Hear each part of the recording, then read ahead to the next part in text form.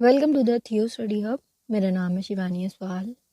अब आज करेंगे आपका चैप्टर 5 जो कि है मीडिया इन एजुकेशन। शिक्षा में मीडिया सेक में जिन बच्चों ने एजुकेशन लिया है 6 सेमेस्टर वाले बच्चों का भी ये प्रोग्राम का वो, जिसमें हम बात करेंगे शैक्षणिक गतिविधियों के लिए डिजिटल मीडिया का प्रकार और प्रयोग, कि पढ़ाई से रिलेटेड चीज़ों में डिजिटल मीडिया जो आपका है इसका कितना उपयोग कर रहे हो आप, क्या क्या प्रकार है, ठीक है।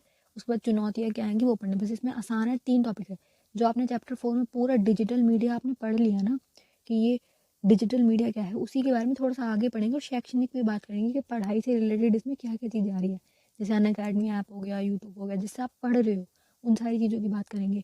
ICT एक नया टॉपिक आएगा, ठीक है। ये पढ़ाई से रिलेटेड टॉपिक है पूरा, इसको भी आगे करेंगे, ठीक है। नया टॉपिक है। ये मेरी इंस्टा और टेलीग्राम चैनल आईडी है, कोई भी क्वेश्चन कोरी आप मुझसे यहाँ पूछ सकते हैं।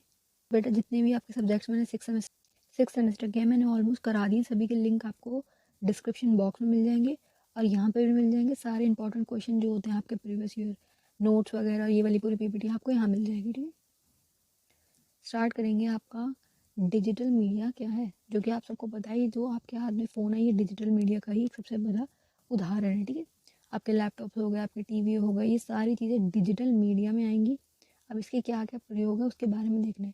अर्थ बता रहे हैं कि ये डिजिटल मीडिया एक नवीनतम प्रगति है, न्यू है बिल्कुल, ठीक है। मल्टीमीडिया के रूप में से एक है।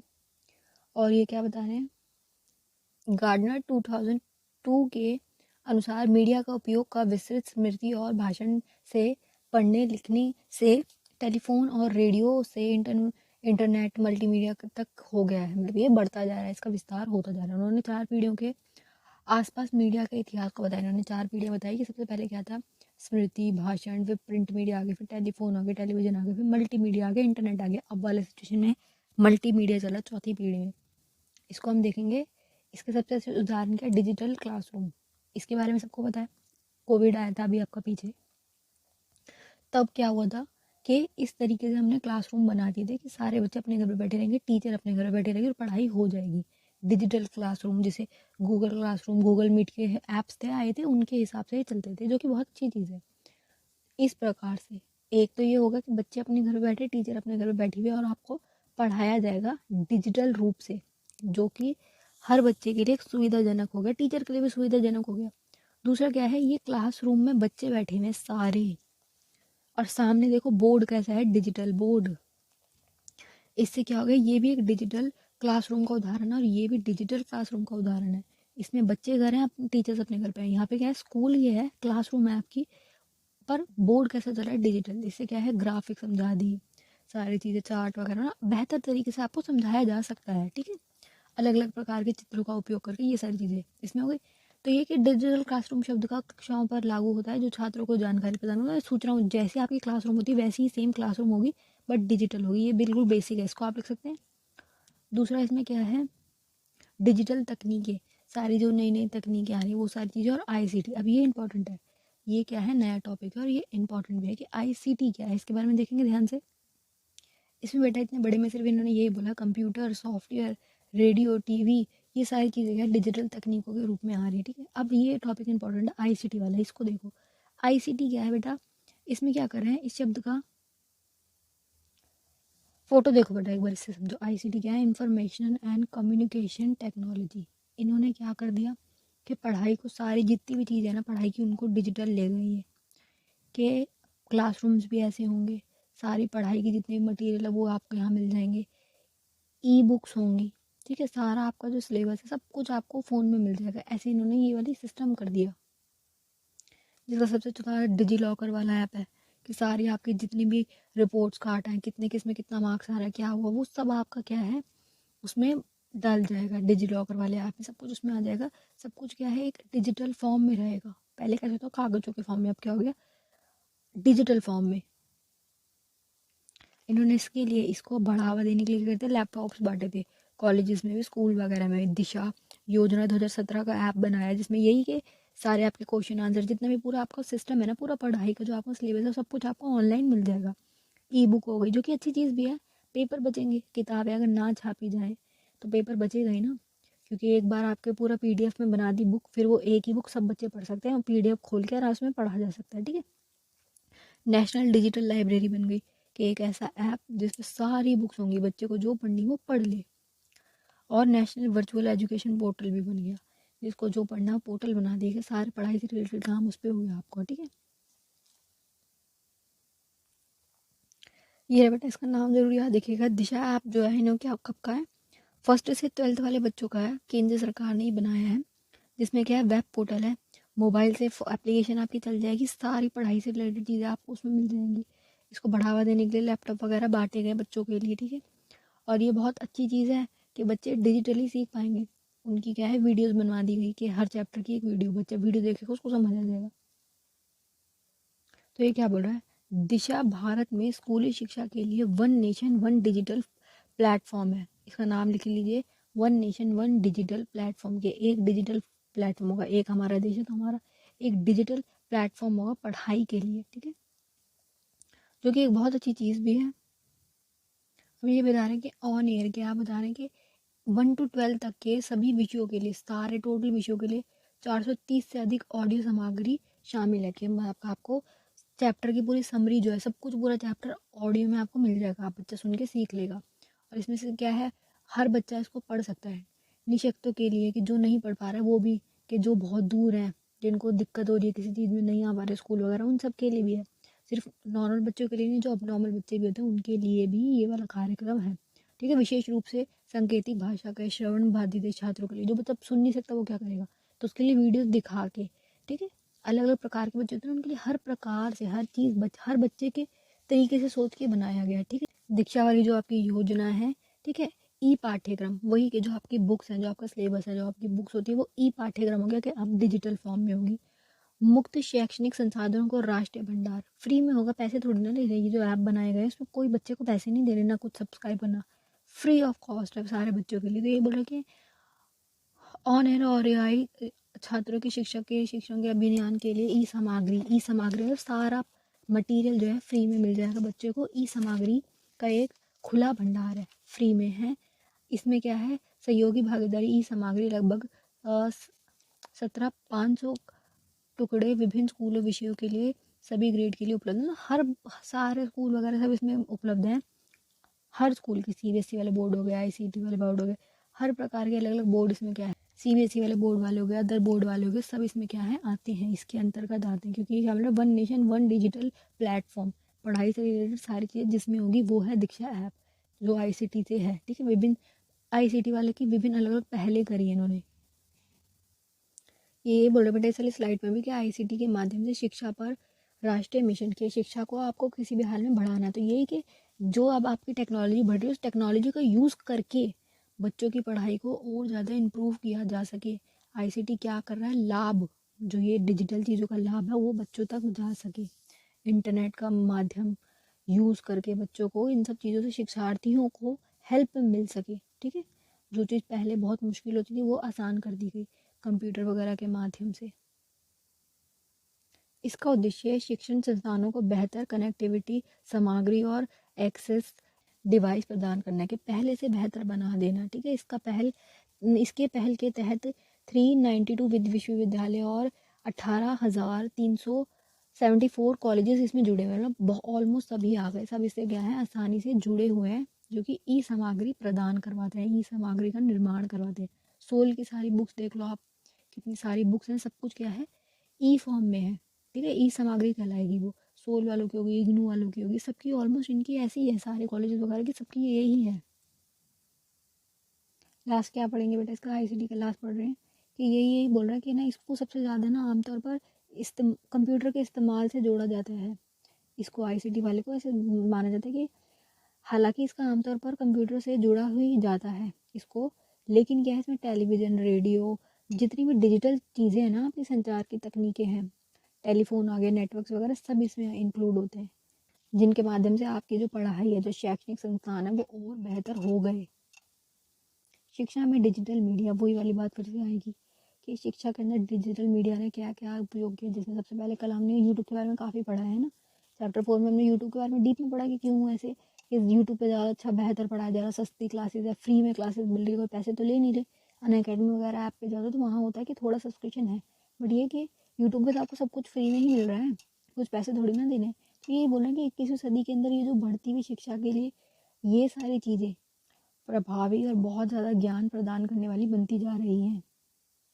ये बोल रहे हैं कि डिजिटल मीडिया आप फेसबुक, इंस्टाग्राम और ट्विटर पर लोगों के साथ साथ व्यापक महत्वपूर्ण समावेश बनाने के लिए तैयार है। समावेश समझो एक बार कि समावेश क्या होता है बेटा, जिसमें सबका आवेश हो, समावेश कि सारे हर तबके के लोग, हर जाति के लोग जिसमें आ जाए, हर प्रकार के, चाहे अमीर हो चाहे गरीब हो, क्योंकि अमीर के बच्चे तो स्कूल कॉलेज जा सकते हैं लेकिन गरीबों का क्या।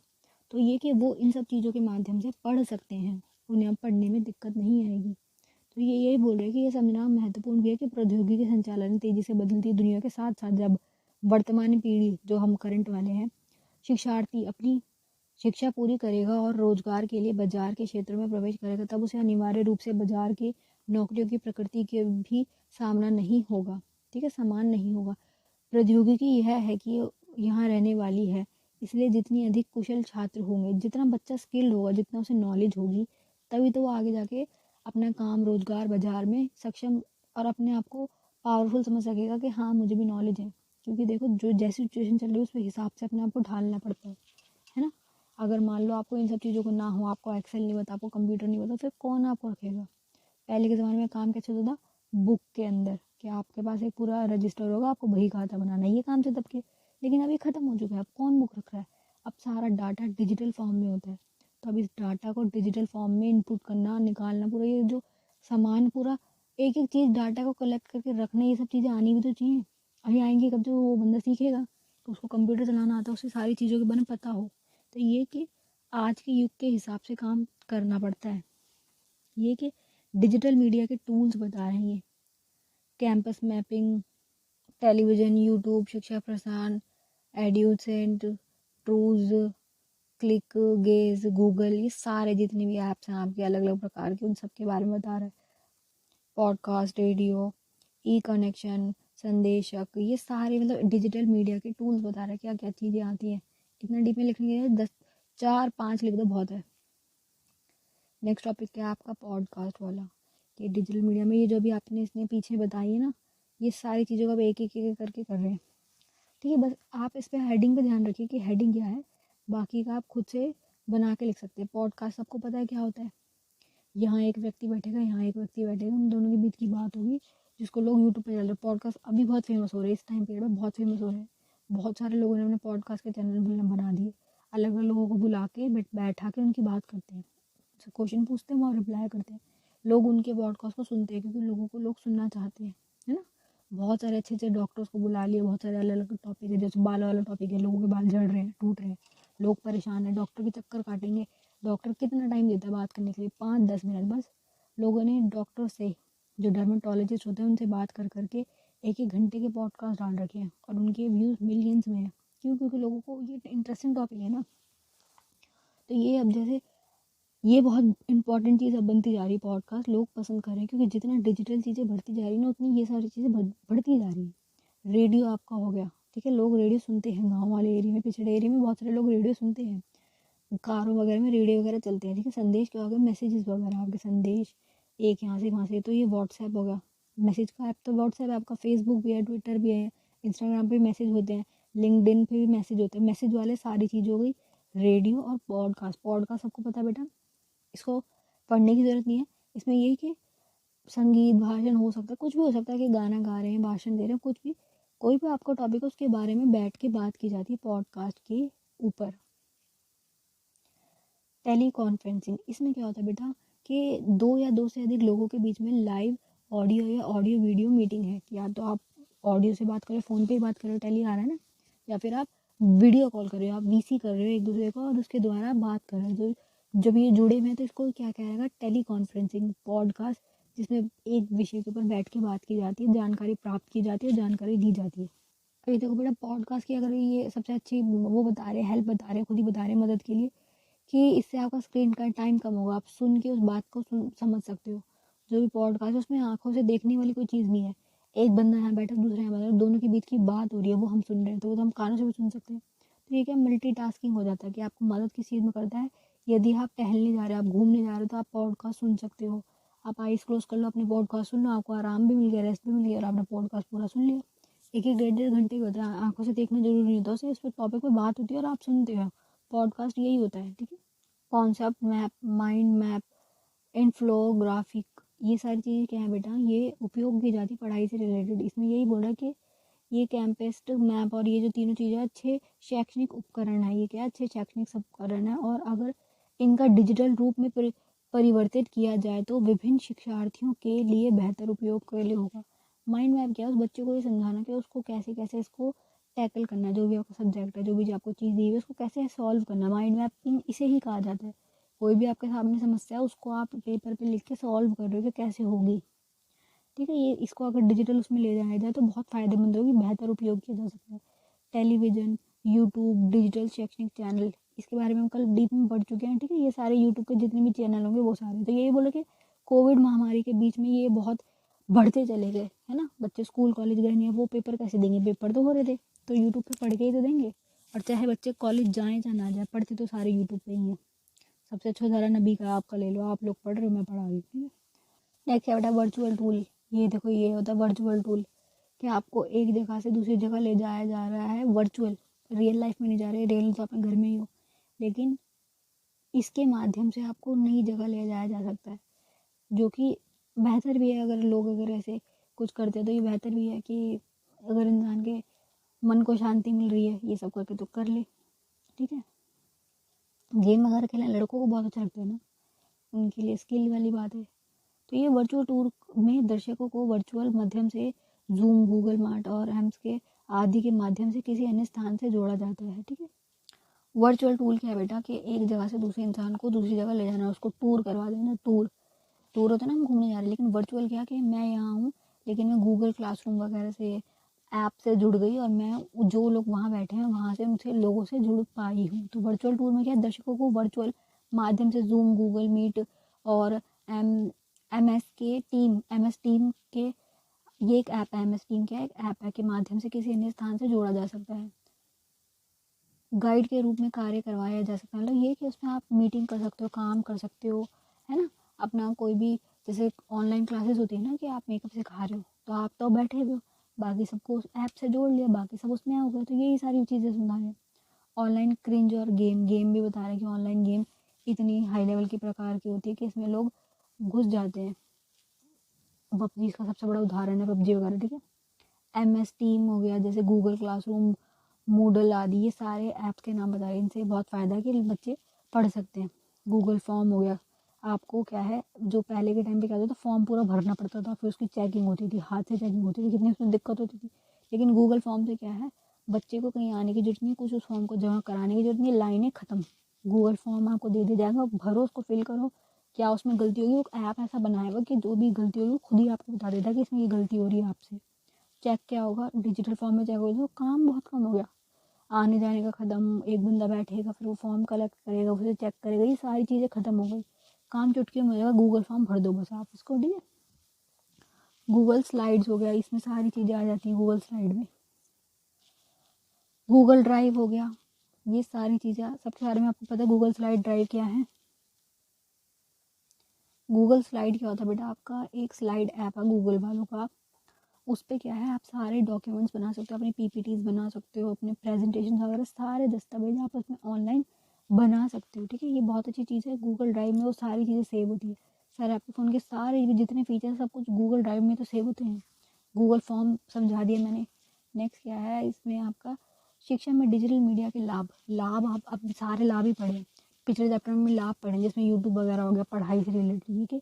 बाल केंद्र संवादात्मक कक्षा, कक्षा ऐसी होगी जिसमें ऐसी बातें की जाएगी कि बालक के हिसाब से होंगी, बालक को मेन रखा जाएगा, कि बालक हमारा आपका जो बच्चा है, जो स्टूडेंट है, उसको रखा जाएगा कि उसकी क्या क्षमता है, उसके हिसाब से पढ़ाया जाएगा। टीचर अपनी मन मर्जी से नहीं पढ़ाएगी, ठीक है। डिजिटल शिक्षण संसाधनों का निर्माण, डिजिटल शिक्षण संसाधनों का निर्माण, ई क्लासरूम, ई बुक्स वगैरह का निर्माण कर दिया गया है। आईसीटी वाली बात, जो भी हमने आईसीटी पढ़ा ना, उसी के बारे में बोल रहे हैं, आईसीटी का प्रयोग करके। प्रिंट साधनों का डिजिटलीकरण, जितनी भी बुक्स वगैरह थी, प्रिंट साधन जो भी थे, उनका क्या कर दिया गया, डिजिटलीकरण, डिजिटल फॉर्म में उसको ले आए। विशेष आवश्यकता वाले बच्चों के लिए भी आईसीटी।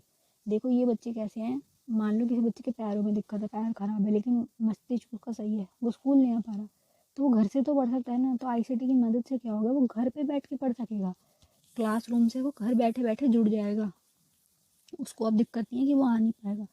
और ये कि अब टीचर अगर उसको भेजते हुए बच्चे मान लो मानसिक रूप से बीमार है, शरीर उनका ठीक है, मानसिक रूप से बीमार है, टीचर नहीं पढ़ा रही, टीचर का मन नहीं है ढंग से पढ़ाने का, तो क्या कि इन बच्चों को घर बैठे ही इनके तरीके से, इनकी किताबें, इनकी जो सामग्री होगी ना, वो इनके हिसाब से सेट होगी। टीचर को आप भरोसा नहीं कर सकते कि वो इनके हिसाब से पढ़ा है या ना पढ़ा है, उसका मन है या नहीं है, उस पर नहीं छोड़ा जा सकता। लेकिन ये कि इनको जो सामग्री वो इनके हिसाब से बनाई जाएगी, प्लस इनका बहुत फ़ायदा, हमसे भी ज़्यादा तो इनका फ़ायदा है, क्योंकि इन्हें बाहर ले जाना आना, एक जना तो इनको चाहिए कि जो ले जाए इनको, ऐसे इनकी व्हील चेयर को ले जाए स्कूल में। इनको फिर बुली भी करते हैं बच्चे, तो इनके लिए ज़्यादा फ़ायदा है इन सारी चीज़ों का, इनके लिए बहुत ज़्यादा फ़ायदा हुआ है। व्यापक बाहरी मार्गदर्शन और नेटवर्किंग की संभावना, अगर आप ये सब चीज़ों का उपयोग करते हैं तो नेटवर्किंग वगैरह जो भी सिचुएशन चल रही है उसके बारे में हम अच्छे तरीके से समझ पाते हैं। ऑनलाइन शिक्षा के साथ साथ छात्र पूरी दुनिया के कई विद्वान और प्रतिष्ठित अकादमिक व्यक्तियों का पता लगा सकते हैं, ठीक है, उनसे जुड़ सकते हैं, और सभी छात्र अंतहित सीखने की संभावना है। इससे क्या है, हम किसी भी प्रकार के किसी भी क्लासरूम से जुड़ सकते हैं। आप सब्सक्रिप्शन ले लो, आप उनसे पढ़ सकते हो, है ना। तो ये कि ज़रूरी नहीं है कि आप किसी भी दूर शहर में जाके आपको रहना पड़ेगा, वहाँ जाके ही पढ़ाई करोगे, वहाँ की कोचिंग सेंटर लोगे, ज़रूरत नहीं है। ऑनलाइन क्लास आप ले सकते हो। जो भी आईएएस वगैरह की क्लासेस होती हैं ना, ये ऑफलाइन ऑनलाइन दोनों होती हैं। ये कोर्स जो बेचते हैं ना, अगर आप वहाँ के अब वहाँ जाके पढ़ो तो भी अलग पैसे होंगे, और ऑनलाइन खरीदो तो भी अलग पैसे। तो क्लास ये कि ऑनलाइन ऑफलाइन दोनों चलती हैं उनकी।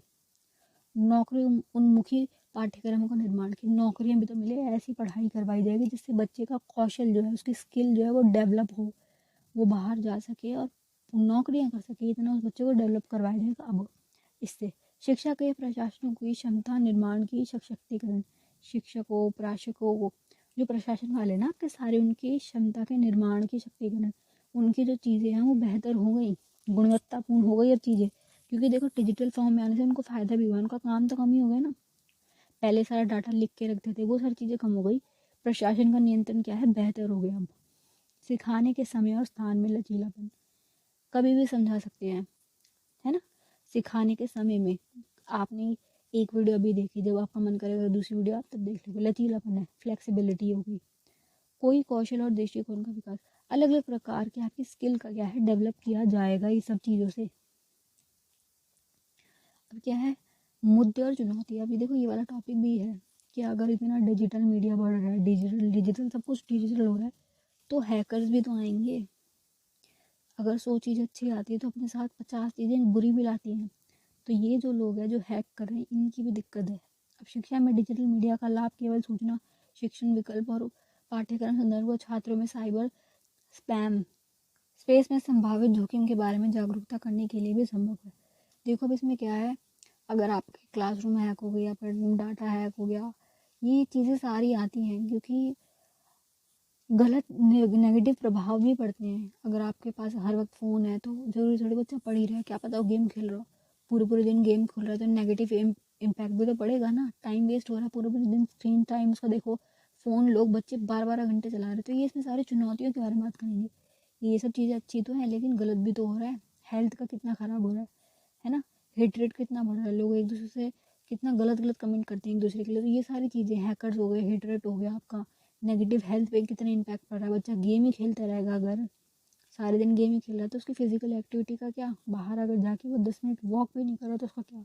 पहले अगर फ़ोन नहीं तो बच्चे खेलते थे, भागते थे, अलग अलग प्रकार की गेम खेलते थे, उनकी फिजिकल एक्टिविटी तो हो गई। लेकिन अब अगर बच्चा पबजी में ही घुस गया तो उसकी फिजिकल का क्या, बच्चा चल भी नहीं पाएगा। इतनी हालत ख़राब कर लेते हैं बच्चे के, मतलब पूरे पूरे दिन गेम खेल रहे हैं। तो ये सारी चीज़ें इसमें आएंगी कि जोखिमों के बारे में जागरूक करना भी संभव है, और इसलिए ज़रूरी है कि साइबर सुरक्षा के लिए तैयारी रखी जाए, ठीक है। सच्चाई ये है कि तकनीक आज हमारे बढ़ते सिखाने के, सोचने के तरीके को बदल दिया है। तो ये तकनीक अगर बढ़ रही है तो अच्छी चीज़ है, लेकिन बहुत सारी गलत चीज़ें भी आ रही हैं, ठीक है। तो बेटा ये बोलेंगे केवल 10.7% भारतीय परिवारों के पास ही कंप्यूटर वगैरह हैं। ज़रूरी नहीं कि सबके पास है। अगर मान लो भारत इतना बड़ा है तो 70% तो गांव वाला एरिया, और सबके पास इतनी सारी चीज़ें नहीं है। तो जो लोगों के पास है ही नहीं, फिर वो तो कट गए इस वाले इस चीज़ से, जो आप ये डिजिटल डिजिटल कर रहे हो इतना, आईसीटी आईसीटी। उससे तो ये लोग रह ही गए ना। बाकी के जो ये 23% वाले जो लोग हैं इनके पास सीमित क्या है, ब्रॉडबैंड कनेक्शन है, मतलब इतना डाटा नहीं, ठीक है, मोबाइल डाटा इनके पास सीमित है। पिछले दशकों में ये देखा गया है कि ये जो बढ़ता जा रहा है, ठीक है, निर्भरता बढ़ती जा रही है आपके इन चीज़ों के ऊपर, फ़ोन के ऊपर बहुत ज़्यादा बच्चे डिपेंड होते जा रहे हैं। महामारी में प्रेरित ई लॉन्ड्रिंग के तेज़ी से बदलाव आया है, ये सब चीज़ों का क्या है, तेज़ी से बदलाव आ रहा है। सरकारी स्कूल वगैरह हो, देखो जो अमीर स्कूल हैं, जो पैसे ले रहे हैं, एक बच्चे की मान लो 10,000 फीस ले रहे हैं, तो वो तो डिजिटल प्लेटफॉर्म करवा भी देंगे। लेकिन अब जो ये आ रहे हैं सरकारी स्कूल आ रहे हैं, अधिकांश बोल रहे हैं, अधिकांश सरकारी स्कूलों के पास इनके पास डिजिटलीकरण के लिए सही उपकरण ही नहीं है। बुनियादी जो होते हैं वो ये सब है ही नहीं, कि बच्चे को तुम क्लासरूम को डिजिटल बनाओगे कैसे, डिजिटल बोर्ड है ही नहीं जब उनके पास। तो यही बोल रहे हैं कि ज़रूरी नहीं है कि सबके पास ये सारी सुविधाएं उपलब्ध हों।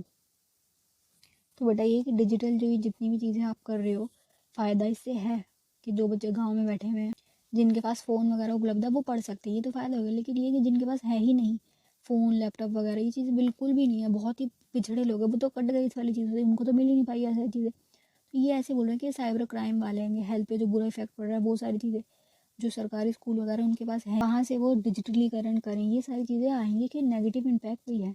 पॉजिटिव सारे पढ़ लिए, नेगेटिव सारे पढ़ लिए, ठीक है। किसी को कुछ ना समझ आ रहा तो आप मुझसे कमेंट बॉक्स में पूछ सकते हैं। बाकी best of luck for your exam.